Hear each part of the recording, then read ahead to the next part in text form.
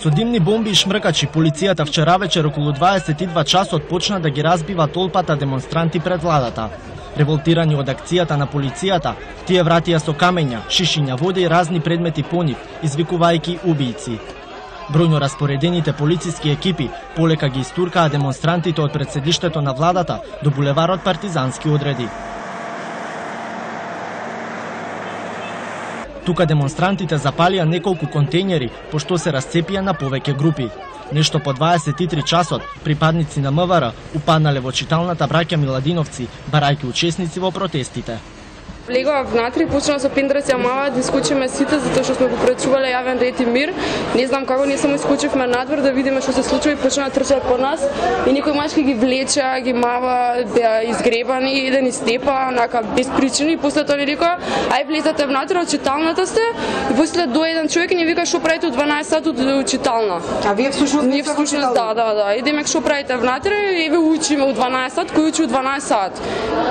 24 сати работи читална, така да која сака може да учи. И тоа беше. Имаше повредени? Имаше, ето едно девојче тука вака испогребано беше, едно машко исто тука почна да влежат, дамата страшно беше, имаше расплакани 3-4 девојчиња и тоа беше.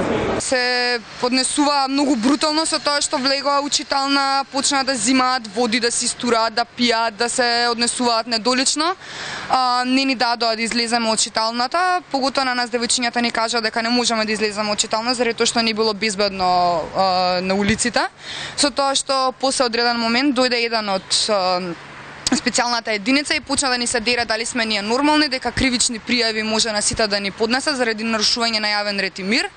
И покрај сведочењата за насилство на студентите кои биле внатре за време на инцидентот, директорот на читалната браќа Миладиновци вели дека нема сознанија дали полицијата употребила прекумерна сила кон студентите.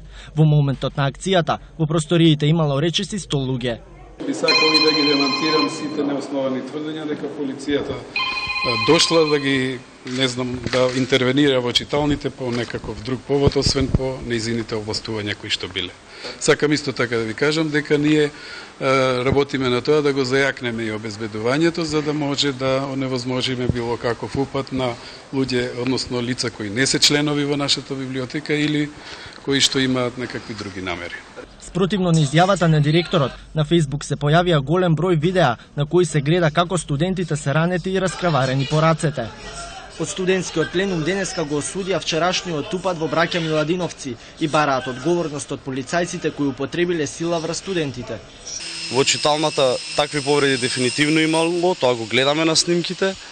Имаше и надвор од читалната, уште толпата кога беше кај владата, па потоа се раздели накај по улицата и Линденска и накај Соборниот храм. Уште во тие моменти имаше луѓе кои што веќе беа на некои делови од телото повредени, раскарварени, со модрици и слично.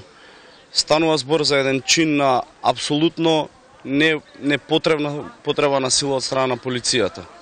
Ние нема да дозволиме 2011-та да се повтори и ние нема да дозволиме уште еден Мартин Нешковски. Демонстрантите вчера побараа оставки од премиерот Груевски и цела влада по објавувањето на бомбата од СДСМ, во која тврдат дека првите луѓе во власта сакале да го прикријат убиството на Мартин Нешковски за никој да не поднесе политичка одговорност.